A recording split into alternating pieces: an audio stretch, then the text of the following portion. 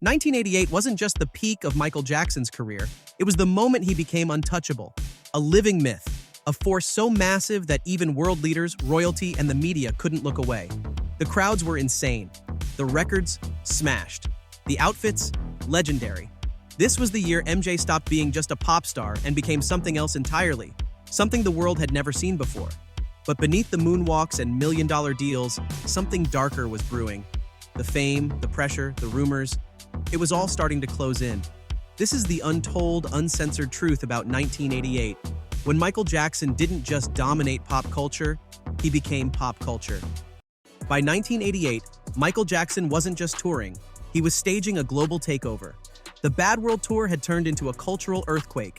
Sold-out stadiums in country after country, fans fainting before he even opened his mouth, security teams treating him like a world leader. Over 4.4 million people showed up across the tour. Nobody had ever pulled numbers like that solo before. He wasn't just the most famous person on Earth, he was the most watched, the most imitated, and the most protected. Cities would shut down when MJ rolled in. Hotels had to reinforce their windows. Even his walk from the limo to the backstage door caused absolute chaos. This wasn't fame. This was full-blown Michael mania, and he was only getting started. So everybody come in and you'll see Michael Jackson here, and he's here in KC. As showtime drew near, it became apparent that Jackson's appeal goes from young to old. I'm from Omaha, Nebraska. A grandmother brought 6 grandchildren, and Michael Jackson is back. I have never seen him perform live. I think Michael Jackson is a legend. I'm here to feel his energy. He's dynamic. The way he dances, the way he sings. I brought him down. My son's crazy about him. I brought him down. My son, Miro, because my son, he wanted to come, Before he ever stepped foot in London, MJ had already turned Asia upside down.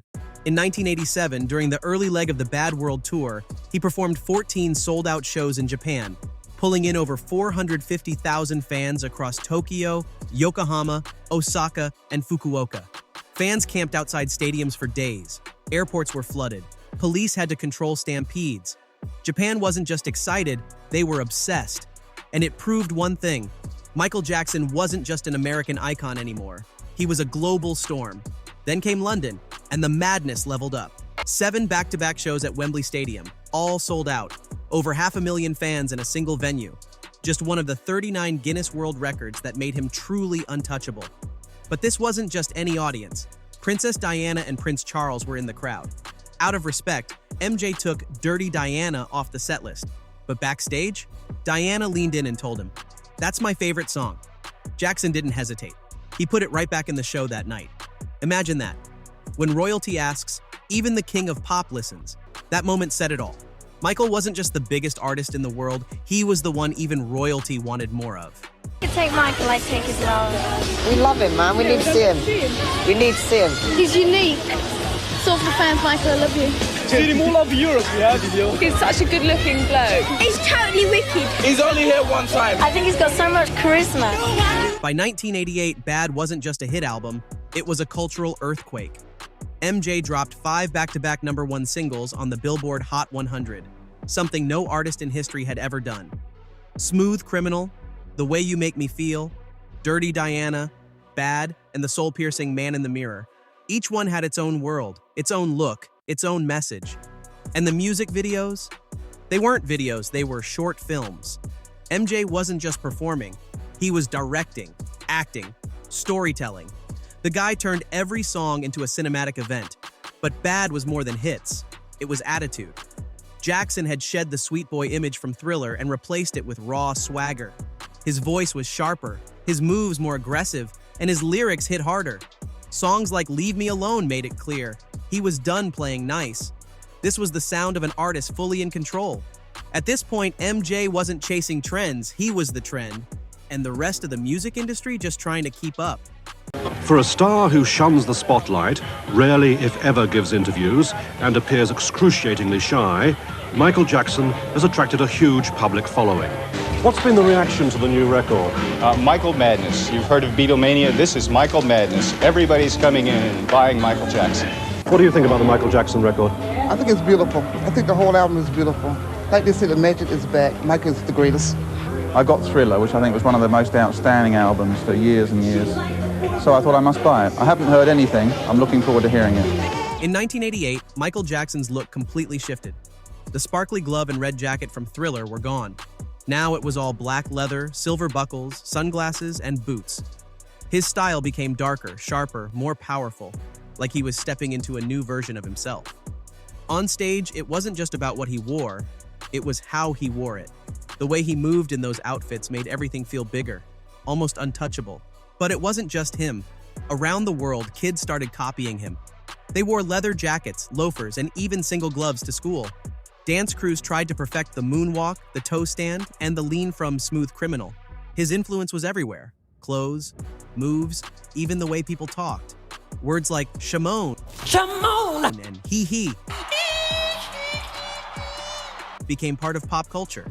People said them just to sound cool, even if they didn't know what they meant. Michael had turned into more than just a music icon. He was setting trends, shifting style, and changing how people expressed themselves. In 1988, you didn't just listen to MJ, you dressed like him, danced like him, and spoke like him. While Michael was dominating the stage and the charts, the media was starting to change its tone. In 1988, the obsession with his personal life exploded. Suddenly, it wasn't just about the music, it was about Michael Jackson, the mystery. Tabloids started printing rumors non-stop. Stories about his changing appearance, his skin color, surgeries, sleeping in an oxygen chamber, buying the bones of the Elephant Man. Most of it was pure fiction, but it sold. And that's all the press cared about. He was being followed everywhere. Photographers chased him through hotels, airports, even into his car. The media couldn't get enough of him, and at the same time, they started picking him apart. One day, they praised him like a genius. The next day, they called him Wacko Jacko. That nickname stuck, and it hurt. But MJ rarely fought back in public. Instead, he poured the pain into his work. In fact, one of his songs from the Bad era, Leave Me Alone, was a direct response to the media. The music video showed animated versions of all the bizarre headlines flying around him. It was clever, honest, and brutally real. Michael was saying what most celebrities were too afraid to say. You build me up just to tear me down. By 1988, it was clear. He was the most loved and most misunderstood person on Earth. The media wanted a piece of him, even if it meant cutting him open to get it. In 1988, Michael wasn't just the biggest name in music, he was one of the most valuable brands in the world. That same year, he re-signed with Pepsi in a deal worth over $10 million, making it the biggest celebrity endorsement of its time. His face was everywhere, on billboards, commercials, and soda cans. Pepsi wasn't just using him to sell drinks, they were tying their entire brand to his image. And it worked. Wherever MJ went, Pepsi sales followed. But behind all the money, lights, and sponsorships, there was a reality few people saw. The constant travel, back-to-back performances, the pressure to always be perfect, it was starting to wear on him. He wasn't sleeping well. He rarely had privacy. And because of his fame, even the smallest mistake could become a headline the next morning. On stage, he looked unstoppable. But behind the scenes, it was taking a toll. He was giving everything to his fans, his time, his energy, even his health. Fame at that level came with a price. And slowly, Michael was starting to feel it.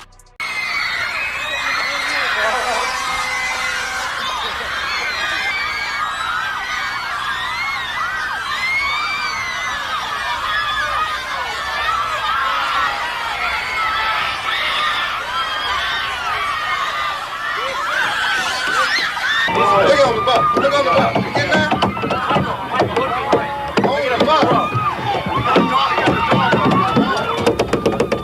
By the end of 1988, the numbers spoke for themselves. Michael Jackson wasn't just popular, he was everywhere. He won the MTV Video Vanguard Award, honoring his groundbreaking impact on music videos. Bad had sold over 20 million copies, and the Bad World Tour had officially become the highest-grossing solo tour in history up to that point. Countries were handing him awards, cities were giving him keys, fans treated him like royalty, because to them, he was. And then came the 1988 Grammy Awards, where MJ delivered one of his most unforgettable live performances. He took the stage with a powerful rendition of The Way You Make Me Feel and Man in the Mirror, backed by a gospel choir that brought the entire room to its feet. It wasn't just a performance, it was a statement. Emotional, electric, and perfectly executed. He didn't need pyrotechnics or gimmicks, just raw presence. That night reminded the world that behind the fame, the headlines, and the spectacle was a true artist. But his legacy wasn't just in trophies, ticket sales, or standing ovations. It was in the ripple effect. His music was being played in every language. His dance moves were being studied in neighborhoods around the world. His image had gone global, recognized in every country by every age group across every culture. In 1988, Michael Jackson wasn't just influencing pop culture, he was pop culture, and everyone else was following his lead. Looking back, 1988 wasn't just the peak of Michael Jackson's career. It was a moment in history that no one has been able to repeat. Not before, not after. Think about it. Sold-out stadiums around the world, a record-breaking album, 5 #1 singles, cultural dominance in fashion, dance, and language, royal approval, global headlines, and on top of all that, he was still pushing boundaries in music videos, live performance, and social messages. Other artists might have had big albums or major tours or fashion influence, but all at once, on this level, no one's come close. 1988 was when every piece of the puzzle clicked. It wasn't just success, it was perfection.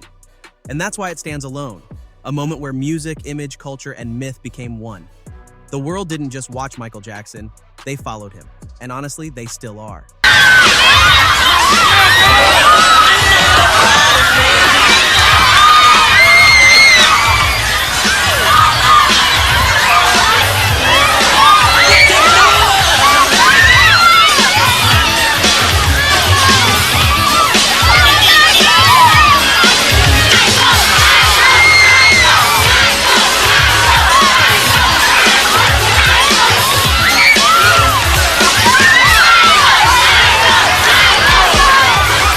If you've made it this far, you already know, this wasn't just history.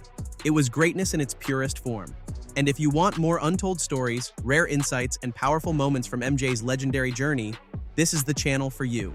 So hit that subscribe button, drop a comment with your favorite 1988 moment, and get ready.